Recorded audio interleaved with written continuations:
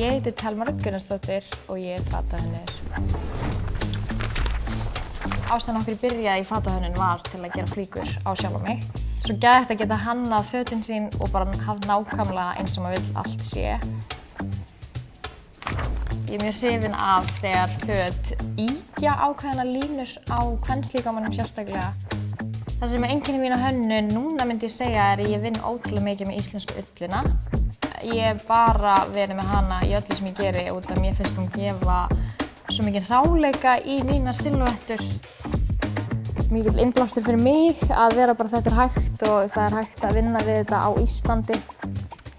Framundan hjá mér er definitely að halda áfram að vinna að Thelmu Core og svo langar mér líka að halda áfram að vinna með öðrum hönnum og þróa það lengra.